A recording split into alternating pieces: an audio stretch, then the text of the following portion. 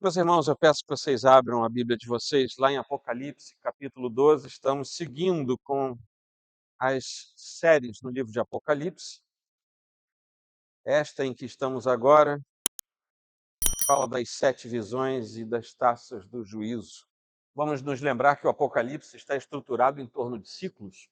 Já deixamos para trás 11 capítulos e nós temos percebido isso. São ciclos que se repetem. Cada vez que um ciclo se renova, um pouco mais de informação nos vem. Esses ciclos geralmente giram em torno de 7, um princípio de 7. Eu falei nos primeiros sermões aqui em Apocalipse que, embora haja uma grande informação simbológica nos números e em alguns dados no livro de Apocalipse, não podemos ceder à tentação e não podemos nos tornar leitores místicos do texto bíblico. Esses números têm significado dentro de uma percepção bíblica e apocalíptica, mas todo esse período dos ciclos que se repetem se localizam sempre entre a primeira e a segunda vinda de Jesus Cristo. Então, sempre um ciclo começa, e aqui nós vimos isso novamente. Voltamos lá para o nascimento de Jesus. Não sei se vocês perceberam isso. Nós estamos começando de novo. A mesma história que já foi contada. Essa narrativa cíclica faz com que o leitor do primeiro século tire todas as suas dúvidas, perceba exatamente do que João, o velho homem de Deus, talvez o último ainda vivo daquela primeira geração, tinha a lhes falar naquele momento. O livro de Apocalipse tem duas grandes divisões. Uma vai até o capítulo 11, que tratamos no último sermão, e a outra grande divisão começa aqui no capítulo 12. Até o capítulo 11, nós temos a ideia clara da perseguição do mundo contra a igreja e os juízos que Deus estabelece contra aqueles que são ímpios. É uma resposta que Deus dá ao clamor que os filhos de Deus fazem. Lembram disso? Aqueles embaixo do altar, enfim, todas aquelas informações da revelação que Deus vinha dando a João. A partir do capítulo 12, o cerne da informação de João, no seu livro do Apocalipse, já vai focar a perseguição e os ataques intensos contra a igreja como um todo, por parte de Satanás, por parte de todo o seu séquito, do anticristo, falso profeta, da grande Babilônia. Tudo isso vai começar a aparecer de modo mais intenso a partir de agora. Mas vai falar também da vitória retumbante de Cristo e de como ele arrebata para si a vitória final de todas as coisas.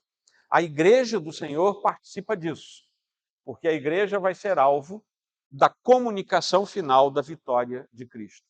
A igreja, preservada ao longo das gerações, vai vencer por causa do Cordeiro e vai se estabelecer para sempre ao lado do seu Senhor. Nessa primeira divisão, nós tivemos 3 sessões que nós já vimos aqui. Os 7 candeeiros, lembram disso? Você que é daqui da igreja, está todo domingo. Os 7 candeeiros. Depois os 7 selos, vocês lembram?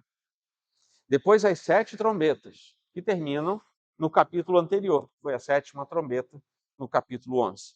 A partir de agora, nós vamos ter 4 sessões. Então, eu falei para vocês que isso aqui era como uma minissérie. Você deve se manter aqui dominicalmente para você não perder os capítulos, não ficar com buracos de informação. Mas, a partir de agora, nós teremos 4 sessões. Um grande e terrível quarteto maligno que começa a aparecer aqui no capítulo 12. As 7 taças da ira de Deus, um pouco mais à frente, ali pelo capítulo 15, 16.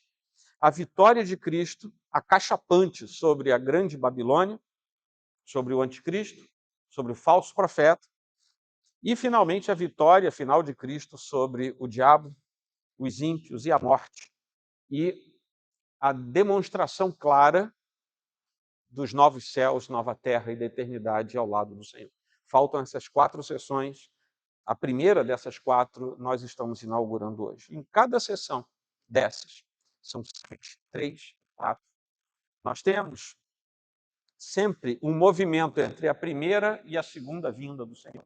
Sempre se localiza dentro daquele espectro da história da redenção. Agora, em Apocalipse 12, esse capítulo que acabamos de ler, estamos começando de novo a história. E é isso que nós vamos ver aqui, porque a cada começo e recomeço, o Senhor nos ensina mais alguma coisa. O Senhor nos faz aprofundar mais um pouco. E é por isso que o Espírito Santo, ao inspirar João, fez com que ele escrevesse dessa maneira. Ok, vamos lá então. Nós temos uma visão macro. Na primeira parte, é mais ou menos assim. Você enxerga tudo, uma visão macro. Quanto maior, mais abrangente for a sua visão, menos detalhes você vê, não é assim? Você vê o mapa do Brasil, você vê o mapa, o contorno todo. Você sabe aquilo é o Brasil, mas você não vê os detalhes. Se você vira a sua visão para o estado do Rio de Janeiro, você consegue ver muito mais detalhes. Nomes de rio, nomes das cidades, as capitais, talvez o contorno dos maiores municípios. E se você afunilar essa visão, e você vai lá, né, nesses aplicativos de mapa que nós temos hoje, você vai lá, amplia sua visão para ver a rua da igreja. Aí você vai ver tudo, você vai ver o teto das casas, se bobear você vai ver uma pessoa que foi fotografada ali quando passou. No capítulo 12 nós temos as duas primeiras possibilidades de ver. Nós vamos dar uma olhada macro, depois nós vamos dar uma olhada mais fechada, e no capítulo 13 a gente vai ver o que vai acontecer. Não perca o próximo capítulo. Nessa visão macro, eu começo me lembrando do que eu li de um autor que ele diz que, assim como naquelas sessões anteriores que nós já lemos, aqui também nós estamos voltando ao início desta nossa dispensação, deste período em que a igreja está peregrinando, num lugar que nós costumamos chamar de deserto. A igreja peregrina no deserto. Falo isso volta e meia quando estamos diante da mesa do Senhor, que assim como o povo de Israel peregrinou no deserto e recebeu o maná, nós, como igreja, peregrinamos no deserto e somos alimentados pelo Senhor com o seu corpo e o seu sangue.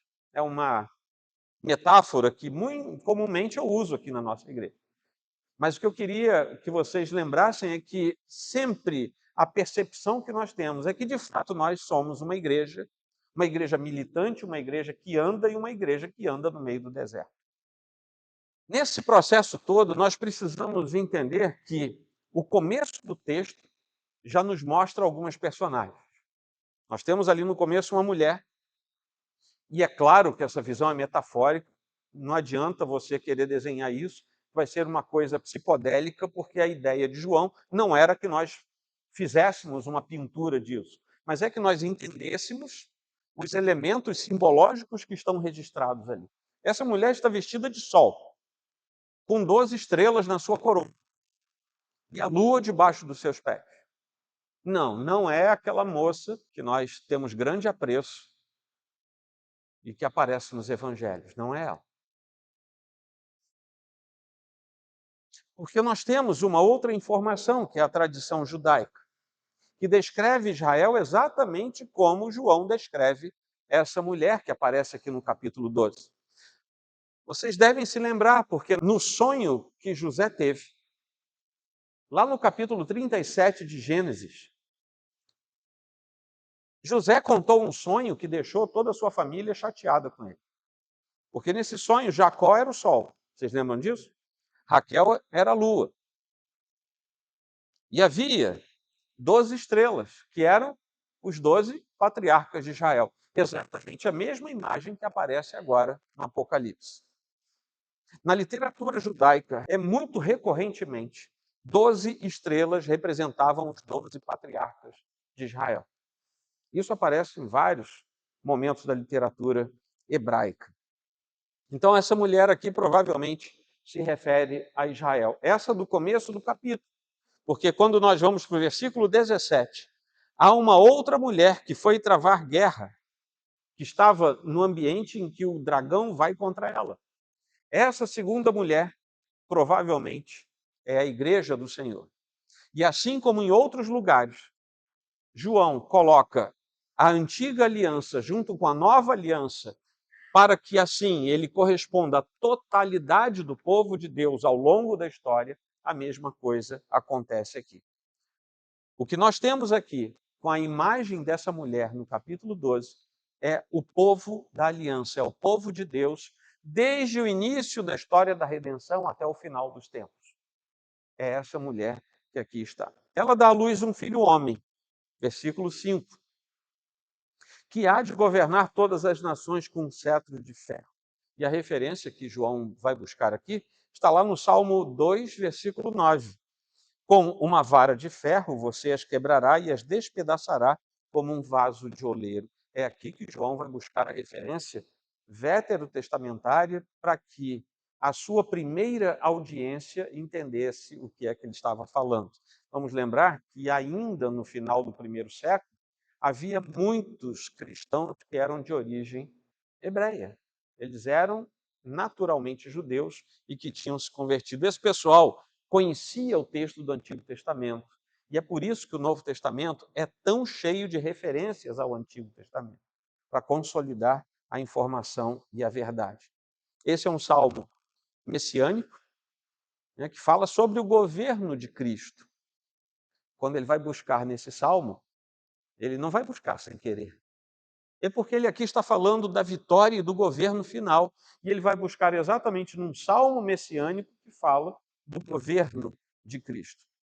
Mesmo depois que o filho dessa mulher é levado para o céu, como nós lemos aqui no texto, que é uma referência direta à ascensão de Cristo, lá em Atos, no comecinho, ela continua a ser o foco da oposição satânica. A mulher continua sendo perseguida mesmo depois que o seu filho é levado para o céu. Até que no versículo 6, já no fim desse primeiro trecho, Jesus está entregue a Deus e ao seu trono, enquanto a mulher se refugia, segundo as contas desse capítulo, que não é a primeira vez que aparece no texto, por 1260 dias.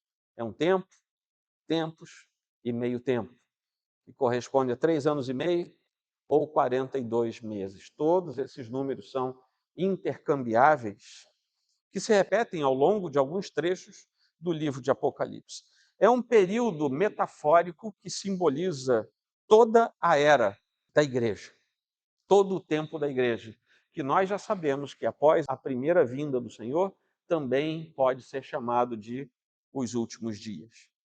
Então, os últimos dias não quer dizer que sejam os últimos na contagem cronológica, mas todos os dias entre a primeira e a segunda vinda do Senhor. Pois bem, a mulher é um símbolo do povo de Deus, nós já vimos. É um símbolo da igreja do Senhor.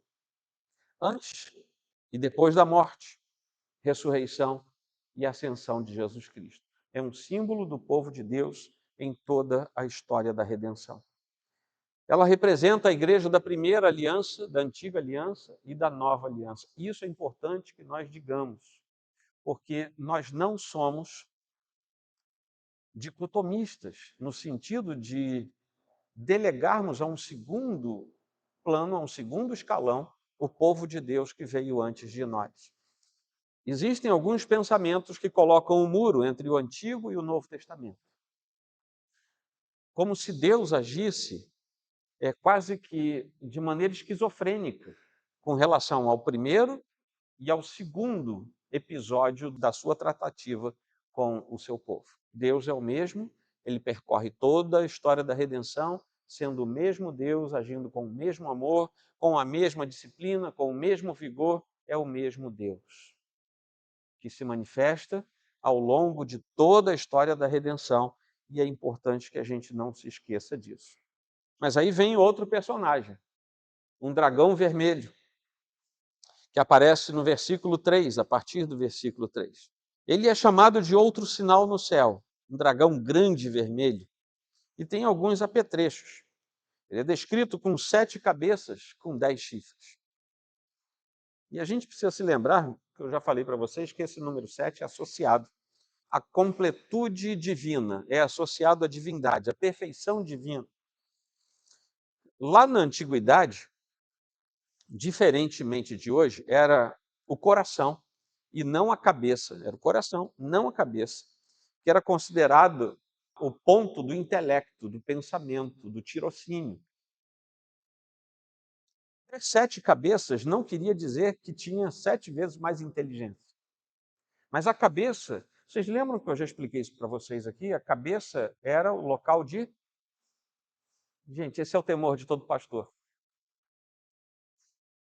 A cabeça era onde estava o sinal de... Quem falou autoridade? A Bala Juquinha, depois do culto. Era o local de autoridade. Por isso que eu falei para vocês, ter a marca na fronte não quer dizer que alguém vai tatuar você. Quer dizer que a sua cabeça, a sua autoridade, torna-se submissa a quem fez aquilo. Se você carrega na fronte o nome do Deus Todo-Poderoso, você entregou a sua autoridade, ela está submissa ao Deus Todo-Poderoso. É a sua autoridade que se submete.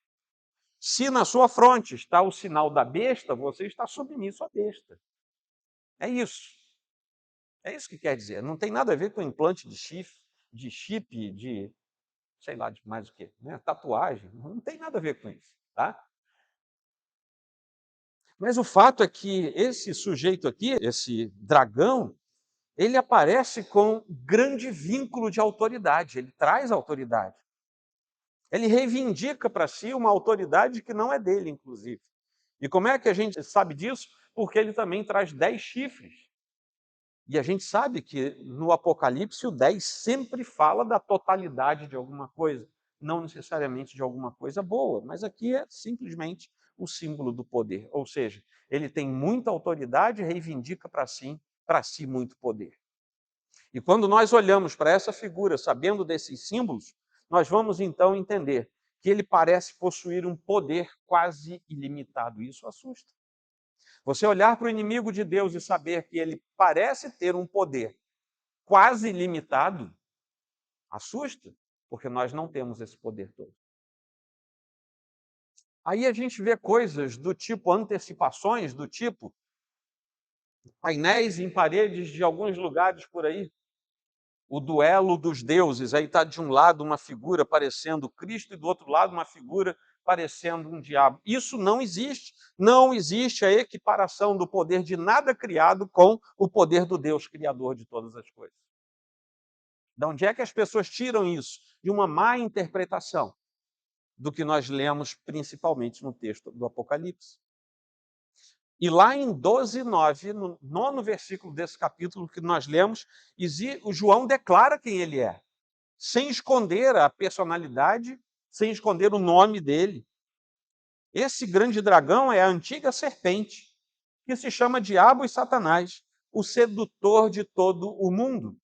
Ele é o próprio maligno, aquela serpente que aparece em Gênesis capítulo 3, seduzindo os nossos primeiros pais, fazendo com que o mundo mergulhasse no caos em que ele está até hoje. Em toda a história da redenção, esse dragão portentoso, vermelho, cheio de autoridade e de poder, que não é total nem completa, mas é muito grande, ele vem causando prejuízos às almas humanas até hoje. A cauda desse dragão varre 1/3 das estrelas do céu, e alguns comentaristas vão dizer que isso aqui é uma referência direta aos anjos caídos. Eu não tenho certeza disso. Fazendo as correlações, eu não tenho certeza, mas é bem possível que seja, porque esses irmãos estudaram bem mais do que eu. Então é bem possível que seja. No versículo 4, ele, com todo esse poder, com toda essa pujança, ele fica à espreita do nascimento do filho daquela mulher. Ele quer devorá-lo, ele quer matá-lo, ele quer acabar com ele. Por quê? Porque esse menino, como nós entendemos, na retomada dessa narrativa, esse menino é o próprio Jesus. E não há nada mais que um grande dragão, Satanás, o diabo, odeie mais do que o próprio Filho de Deus, o nosso Redentor. Ele deseja a sua destruição. E a gente fica na expectativa. Quando a gente chega ao versículo 4, a gente fica na expectativa do que vai acontecer. Como é que isso vai se resolver? Mas o que é interessante é que no versículo 5, ele poderia entrar né? Ela deu à luz um filho homem que há de governar todas as nações com cetro de ferro. E o filho da mulher foi arrebatado para junto de Deus e do seu trono. Vocês perceberam? Jesus nasceu, ele vai ser o governante de tudo, mas ele não fala nada da história terrena de Jesus. Não fala da sua obra redentora. Ele já vai direto para a ascensão de Jesus. Do nascimento vai para a ascensão. Cada um dos episódios, cada uma das sessões vai contar a história com nuances. E a gente tem que juntar todas elas para poder ter uma grande história ao final. Ele salta imediatamente para a ascensão de Cristo. Isso é fascinante, porque ele para aqui nesse momento todos os detalhes de 3 anos de ministério. João não quer nos contar agora as curas de Cristo, as libertações que ele ocasionou. Ele não quer nos falar nada sobre o Sermão do Monte. Ele não quer nos falar nada sobre Jesus curando leprosos. Não é o interesse de João neste momento. Porque ele deseja destacar diretamente que aquele que nasceu para reinar, de fato já está reinando. Ele não se preocupa em dizer como ele foi coroado. Ele não se preocupa em dizer qual foi o caminho da unção. Ele já vai direto e diz: ele que nasceu para reinar, de fato foi reinar. Ele assumiu o seu lugar e é isso que nos interessa nesse momento. João vai direto para lá. Então. Ele foi arrebatado a Deus, ao seu trono, e a ascensão de Cristo foi uma exibição visível para que todas as forças espirituais e naturais soubessem que o rei estava no seu lugar. Esse era o desejo de João aqui, que a gente soubesse que o rei está no seu lugar. Amém? Até aqui? Isso não alegra o nosso coração? E aí o foco passa desse dragão, primeiro era a mulher, depois o dragão, agora o foco vai para o Cristo, que triunfa sobre todas as coisas. É importante nós vermos claramente na representação desse dragão, com as suas reivindicações de autoridade e de poder, querendo tomar para si o que é divino, é importante que nós vejamos que, por mais intensas que sejam as coisas, por mais poderosos que sejam os inimigos da cruz, por mais poderosos que sejam os inimigos do povo de Deus que se esconde atrás da sombra da cruz, nenhuma força do mal, nenhuma força predatória do mal, por mais sombrias que sejam as narrativas e as tentativas ao nosso redor, o que nós precisamos entender é: o rei se sentou no seu trono. Jesus Cristo venceu sobre tudo e todos. A história já foi contada. A história já tem um final. E o que João está fazendo aqui, ele está relembrando a igreja do final do primeiro século e, claro, por extensão, a igreja do século XXI, ele está dizendo: passem vocês pelo que passarem como igreja de Cristo e, por que não dizer, como indivíduos dentro da igreja de Cristo. O Senhor já está no seu trono, ele já é rei, ele foi declarado rei. O perdedor já perdeu, aquele que era para ser vencido já foi vencido. Descansem no Senhor, descansem na promessa do Senhor, porque ele virá apenas para bater o seu martelo, porque tudo o que tinha que acontecer já foi declarado, já estamos aguardando isso e nós já sabemos o que vai acontecer. Nós não temos sugestões na nossa cabeça do que vai acontecer, nós sabemos o que vai acontecer. João deixa claro aqui que o dragão, essa terra, por mais que ele reivindique poder, ele não é igual a Cristo. Não há nada que tenha sido criado que possa sequer supor combater Cristo em pé de igualdade. Não há. E muitas vezes a gente negligencia, a gente como crente negligencia o que nós bem sabemos, que nós estamos no reino desse Cristo e que nós somos governados por ele ainda aqui, antes de chegarmos na eternidade.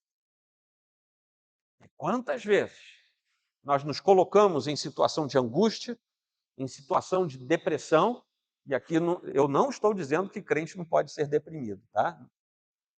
Vejam bem, nós nos colocamos em situações assim, nós nos colocamos em situações de profunda tristeza, de desespero de alma, Porque muitas vezes nos esquecemos de quem nós somos nesse plano cósmico da redenção de Deus. Onde é que nós estamos e quem é o nosso rei? E nós passamos a agir como se não soubéssemos quem é o nosso rei.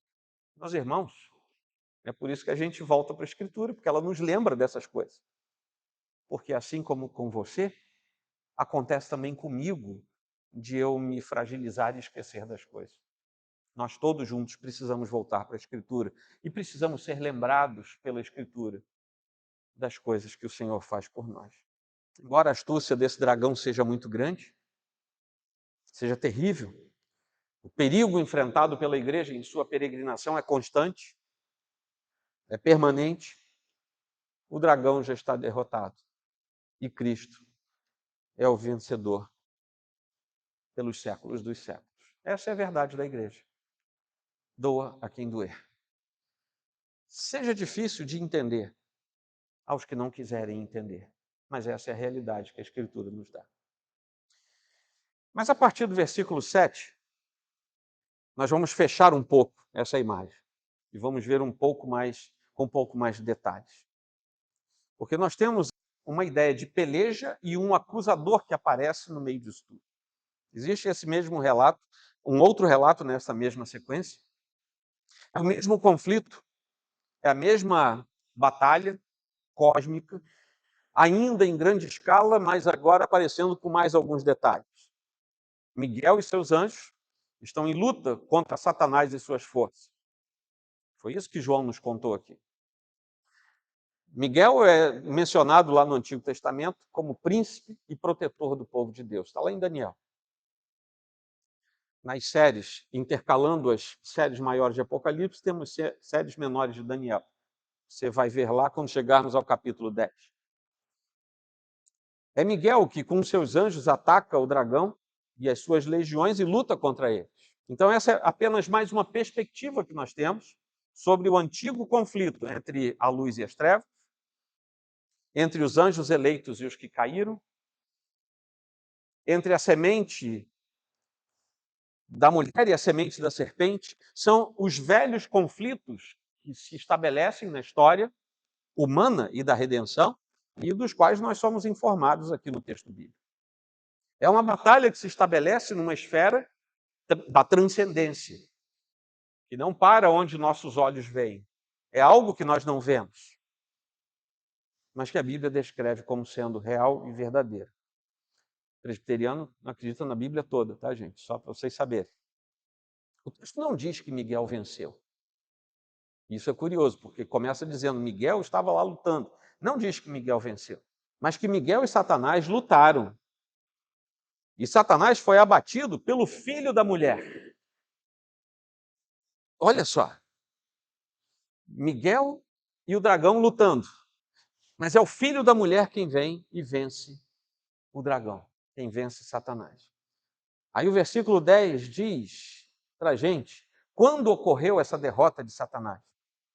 Quando nós lemos assim: agora veio a salvação, o poder, o reino do nosso Deus e a autoridade do seu Cristo, pois foi expulso o acusador de nossos irmãos, o mesmo que os acusa de dia e de noite diante do nosso Deus. Agora veio a salvação. Naquele momento em que ele é expulso da presença de Deus, se você ler depois com calma o livro de Jó, você vai perceber que ele podia, e nós não entendemos como é que é isso, mas lá está escrito, ele podia ir até perto de Deus de alguma forma e acusar as pessoas perante Deus. O que nós lemos aqui é que em algum momento da história da redenção ele parou de poder fazer isso. Agora ele já está expulso e derrotado. Agora ele não tem mais poder para isso. Agora ele foi maniatado. Agora ele foi colocado no seu lugar. Porque agora o povo de Deus, que está no deserto, essa é a figura da mulher, está sendo cuidado por Deus, sem ser totalmente permitido que a ele, o povo de Deus, lhe seja imposto algo que ele próprio não suportaria. João Batista dizia que o tempo está cumprido, o reino de Deus está próximo. Está lá em Marcos 1. quando Jesus começou o seu ministério público, nós lemos que ele enviou seus discípulos para pregarem a mesma mensagem que ele pregava, a mensagem do Evangelho, apontando para o reino. E eles voltaram maravilhados, dizendo para Jesus: Senhor, no seu nome os próprios demônios se submetem a nós. Voltaram empolgados. Mas a resposta de Jesus foi, como a gente diz, aquela água fria na fervura deles. Porque Jesus respondeu assim: eu via Satanás caindo do céu como um relâmpago. Vocês estão empolgados por causa, né, dos empregados dele? Eu vi ele caindo. Que tem uma relação direta com isso aqui que João está escrevendo agora. Quando a Virgem deu à luz um filho e lhe deu o nome de Jesus, nós sempre falamos disso no tempo do Advento aqui na igreja, o reino das trevas começou a ruir. Quando Cristo, no deserto, respondeu a todas as agressões e as tentações que o inimigo tentou lhe impor, Satanás foi minado, começou a ruir, pois foi minado. Mas quando finalmente ele declarou, lá na cruz, o seu brado final, e ele disse: está consumado, o seu domínio, o domínio do reino das trevas, caiu de tal forma que nunca mais ele teria possibilidade de fazer a ruína que ele pretendia causar. Enquanto isso nos traz alegria por tudo isso, nós vamos observar o versículo 10, como o dragão é chamado o acusador dos nossos irmãos. O mesmo que os acusa de dia e de noite diante do nosso Deus. E essa tem sido uma das suas táticas favoritas. E agora eu vou falar uma coisa, prestem atenção, eu vou falar uma coisa muito chata. O diabo não precisa se esforçar para nos acusar de nada. Hoje ele nos acusa mais diante de Deus. Mas vamos ser honestos, ele precisa inventar alguma coisa, ele precisa mentir. Se ele só falar o que nós somos, se ele, por um descuido da natureza maligna dele, ele falasse a verdade uma vez e dissesse só o que nós somos, já seria suficiente para nós estarmos afastados de Deus. Meus irmãos, estamos num culto ao Senhor, na comunhão dos santos, perante a mesa do Senhor. Eu não tenho condições de sondar a mente de vocês, nem a minha própria. Mas vocês imaginem, a partir das 18 horas que nós começamos esse culto, quanto pecado já passou pela nossa mente, se a gente somasse tudo aqui. O inimigo não precisa se esforçar, não precisa nem mentir para nos acusar. Graças ao bom Deus, o acusador foi bloqueado de nos acusar. Nossa dificuldade em vivermos uma vida realmente santa é um negócio impressionante. A gente fica abismado como a gente diz: Senhor, agora vai. E ali na esquina não foi mais.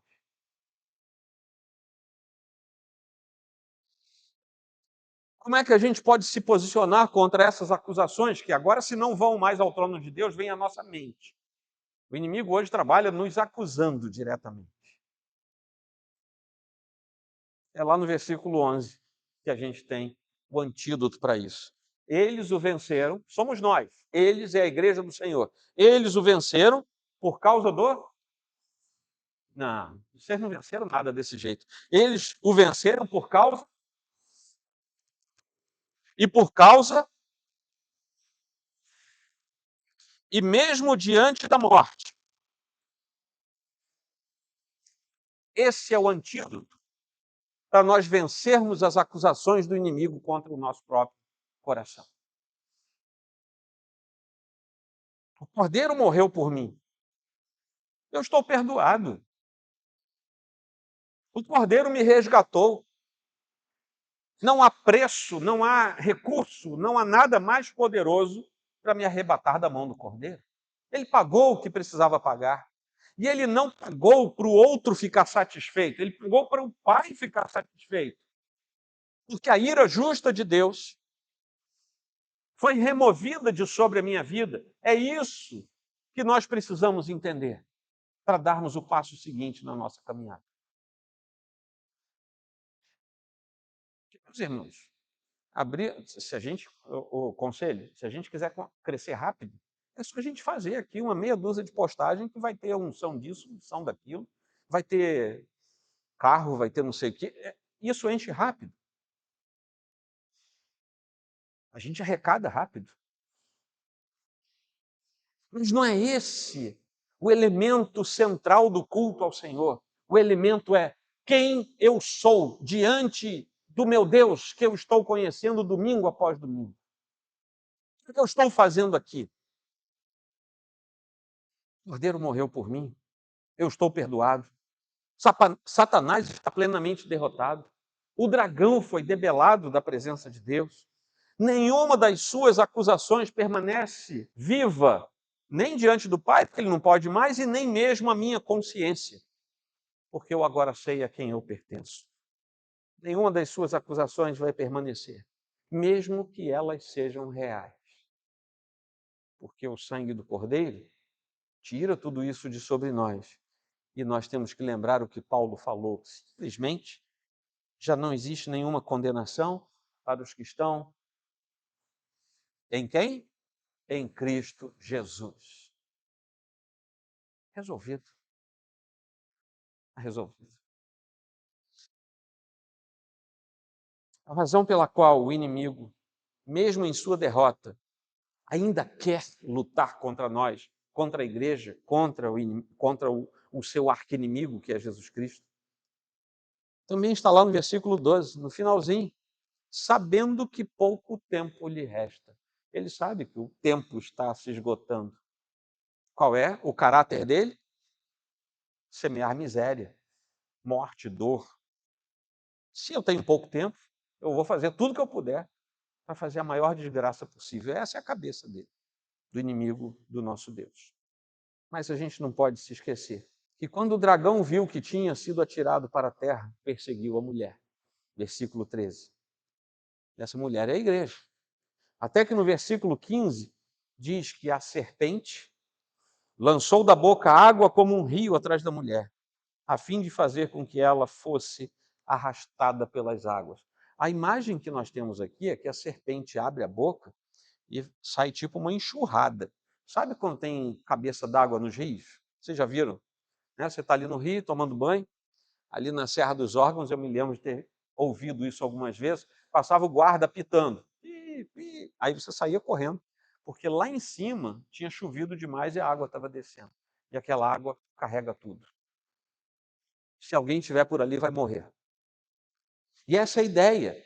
Aquele ser abre a sua boca e lança uma enxurrada de água que vai atrás da mulher. Mas essa mulher foi poupada pelo próprio Senhor. E isso fez com que no versículo 17 a gente saiba que esse dragão ficou irado com a mulher. E aí foi travar luta contra a descendência dela. Vejam bem, a mulher é a igreja. A igreja estabelecida. Aqui nós podemos entender que nós somos a própria descendência, a multiplicação da igreja, que começou lá no primeiro século, como igreja pós-Cristo, e vem desde a queda como a igreja da antiga aliança. Todos aqueles que nascem do poder conferido por Deus a essa mulher, que é a igreja, são a descendência dessa mulher. E nós somos alvo da perseguição desse dragão. Onde é que nós estamos escondidos? No Senhor. Aquele que salva a mulher, salva a descendência da mulher. E a gente se resguarda no Senhor. Ele foi derrotado, mas ele ainda luta, ele esperneia. Ele é que nem barata, né? Você pisa na cabeça da barata, ela ainda fica lá esperneando. As mulheres é que gostam desse cenário, né? É um negócio assim muito bizarro. Mas há determinadas coisas que sobrevivem sem cabeça. Só queria dizer uma coisa: nós não sobrevivemos sem nossa cabeça. A gente não sobrevive. A gente precisa estar no corpo dessa cabeça. Isso, de modo físico, de modo visível, acontece quando nós estamos na Assembleia dos Santos. Fazemos parte, integramos. Tá? Depois, se vocês quiserem, vão procurar galinha sem cabeça. Versículo 14, nós já estamos lá no deserto. Porque foram dadas à mulher as duas asas da grande águia para que voasse para o deserto. para o seu lugar, aí onde é sustentada durante um tempo, tempos e metade de um tempo, fora do alcance da serpente. E assim como ocorreu com o povo lá no Êxodo, que fugiu para o deserto, andou pelo deserto, peregrinou pelo deserto, aqui também. Essa mulher fugiu para o deserto, havia um lugar preparado para ela, e ali ela foi sustentada durante um tempo, que nós sabemos que é o tempo entre a primeira e a segunda vinda do Senhor, o que quer dizer também que por mais que a igreja seja abatida, ferida, espoliada, perseguida, expulsa dos lugares, ela não vai morrer, porque o Senhor a sustentará até o final do tempo. Pode ser que a igreja visível ao nosso redor não haja mais, mas a igreja de Cristo será resguardada até o final. E a gente precisa entender então, né, a gente vive aqui agora, que estamos num deserto. Somos peregrinos. Não temos uma cidade duradoura, não temos uma cidade para chamar de nossa, não temos. Não podemos ter nenhum senso de pertencimento a este mundo. O dia que a gente achar que pertence a este mundo, tem alguma coisa errada e a gente precisa parar tudo e voltar ao primeiro amor. Esse mundo não é a nossa casa. Essa justiça não é a nossa justiça. Os reinos deste mundo não são os nossos reinos e ali não estão os nossos reis. O nosso único senso de pertencimento é com relação ao reino eterno do nosso rei, que é também o nosso sumo sacerdote. E todo culto pela eternidade acontecerá, porque o nosso próprio rei é quem instala um culto verdadeiro, duradouro e eterno, onde nós estaremos inseridos. O Senhor defende, protege a igreja enquanto ela anda por esse deserto. O Senhor dá asas para a igreja nos momentos mais difíceis. Estou sendo quase alegórico agora, né? Para que nos momentos mais difíceis ela possa ir para o refúgio do Senhor. Lá no versículo 16 nós vamos ler: a serpente abriu aquela boca, jogando aquela torrente de água para tentar pegar a mulher, mas a terra, porém, socorreu a mulher. Abriu a sua boca e engoliu o rio que o dragão tinha lançado da sua boca. Deus, em sua providência, fez com que a própria natureza criada, os próprios elementos da criação, aparecessem aqui nessa revelação a João como sendo os meios pelos quais a mulher, que é a igreja, foi socorrida pelo próprio Senhor. Na sua providência, ele defende a igreja, ele protege a igreja, que deve então repetir com imensa alegria diante do Senhor e do mundo aquilo que o salmista disse lá no Salmo 121, no comecinho: elevo os meus olhos para os montes. De onde me virá o socorro? O meu socorro vem do Senhor, que fez o céu e a terra. O salmista podia falar isso 900 anos antes de Cristo. Adão, tendo se convertido depois da batatada que fez, ele podia falar isso não sei quantos mil anos atrás. Abraão podia falar isso há 1400 anos atrás. Isaías podia falar isso 700, 1000 e... Não, estou falando isso tudo antes de Cristo, né, gente? Não é atrás agora daqui, não. É atrás antes de Cristo. Isaías podia falar isso 700 e poucos anos antes de Cristo.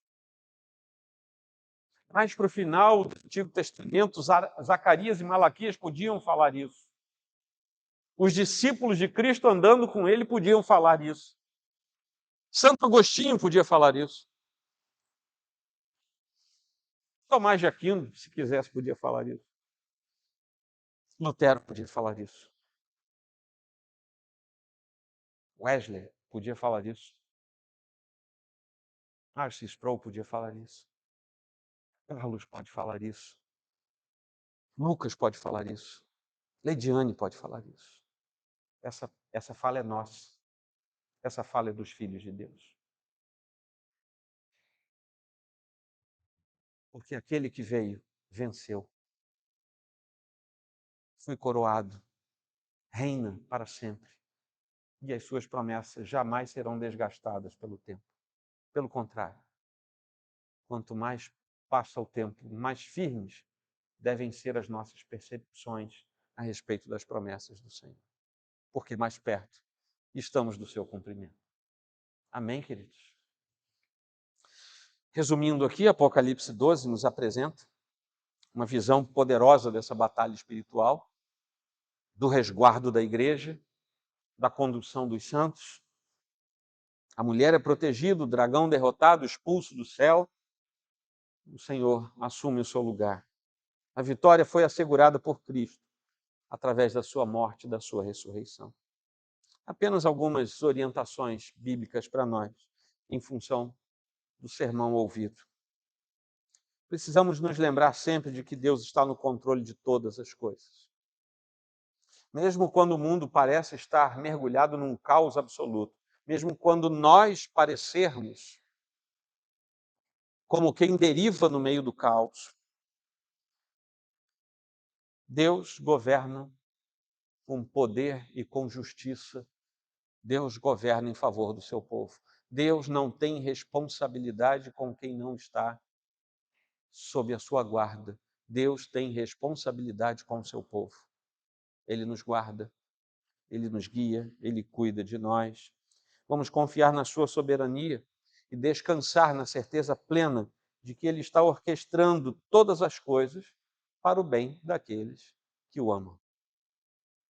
Amém? Segunda coisa, precisamos reconhecer a realidade da batalha espiritual. De forma alguma, um crente de uma igreja histórica desconsidera o que a Bíblia fala. A Bíblia é a nossa única regra de fé e prática. E a Bíblia é muito clara que há coisas que nós vemos e há coisas que nós não vemos. A Bíblia é muito clara em nos dizer que enquanto estamos por aqui aproveitando os elementos sensoriais que Deus permitiu que nós tivéssemos, visão, tato, olfato, paladar, tudo isso que é presente de Deus para nós, há coisas que acontecem e que nós não vemos. O Senhor ali também nos guarda e ali também nos protege. Mas nós não podemos, de forma alguma, descaracterizar que há um mundo transcendente que nós não vemos, mas que ele é verdadeiro, porque Deus disse que ele é. Eu não preciso ver e nem quero. Se você quiser ver alguma coisa, peça ao Senhor. Eu não quero, tá? E se você vir, nem vem me contar também. Vamos estar vigilantes, meus irmãos, em oração, no estudo dedicado da palavra de Deus, na obediência ao Senhor. Vamos usar a armadura de Deus, num dos textos mais claros quanto a isso, que aparece lá em Efésios, capítulo 6. Amém?